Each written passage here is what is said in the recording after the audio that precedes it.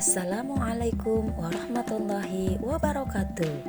Untuk kali ini bertemu kembali dengan materi koneksi antar materi untuk modul 3.2.A.9 tentang pemimpin pembelajaran dalam pengelolaan sumber daya.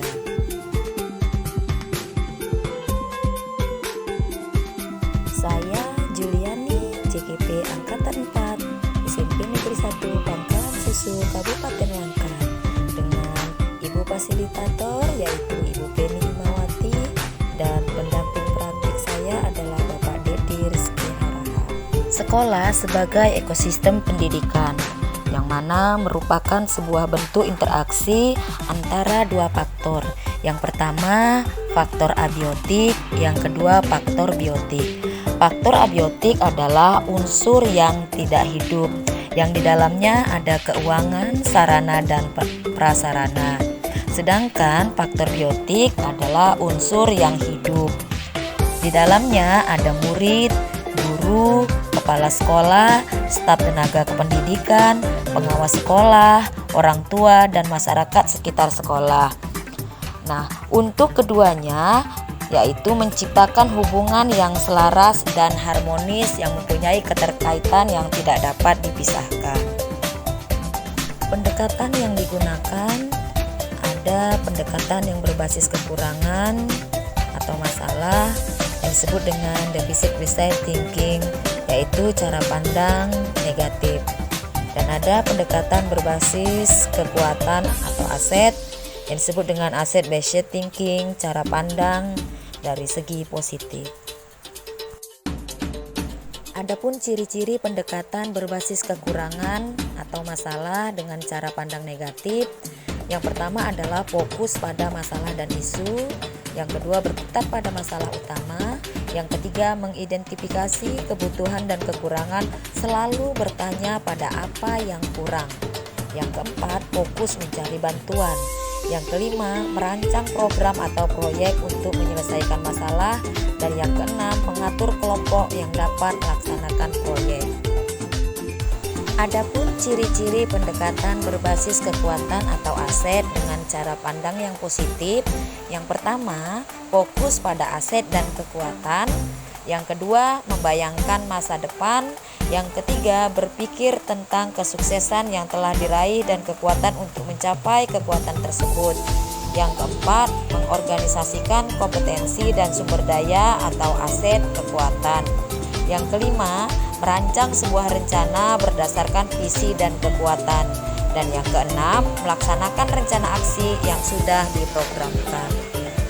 Apabila kita mampu menjadikan sumber daya yang tepat yang ada di sekitar kita menjadi sesuatu yang sangat bermanfaat dan dapat digunakan sebagai hal yang positif yang dapat membantu proses belajar murid menjadi sebuah kekuatan yang akan membentuk karakter kreatif dan mandiri. Kaitan dengan filosofi Bapak Ki Hajar Dewantara adalah seorang guru berperan sebagai pemimpin pembelajaran yang dapat menuntun kodrat anak untuk dapat menggali kemampuan yang dimiliki murid sehingga dapat mencapai tujuan yang diinginkannya dalam mencapai kebahagiaan dan keselamatan yang setinggi-tingginya. Kaitannya dengan peran guru penggerak adalah nilai guru penggerak memiliki sifat mandiri, dapat berkolaborasi, reflektif, kreatif, dan berpihak pada murid. Sedangkan untuk peran guru penggerak, untuk dapat mewujudkan suatu kepemimpinan pembelajaran yang berpihak pada murid, dengan demikian nilai dan peran yang ada dapat digunakan untuk mengelola aset atau sumber daya agar dapat dipergunakan dengan baik, sesuai, dan tepat pada apa yang diinginkan bersama.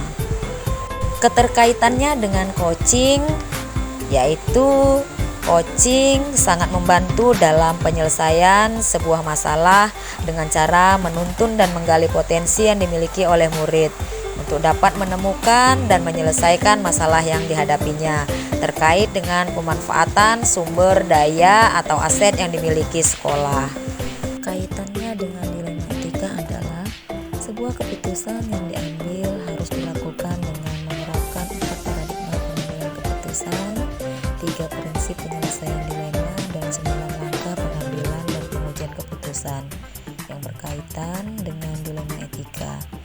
begitu juga dalam pengambilan aset atau sumber daya yang ada di sekolah agar tepat pada aturan yang ada. Kaitannya dengan inquiry apresiatif dengan tahapan bagja.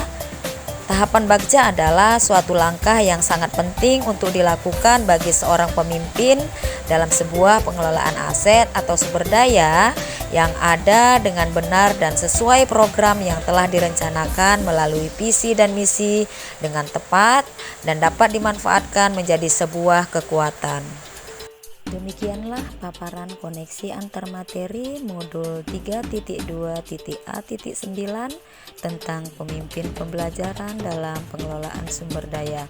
Terima kasih, semoga bermanfaat. Salam sehat dan bahagia. Wassalamualaikum warahmatullahi wabarakatuh.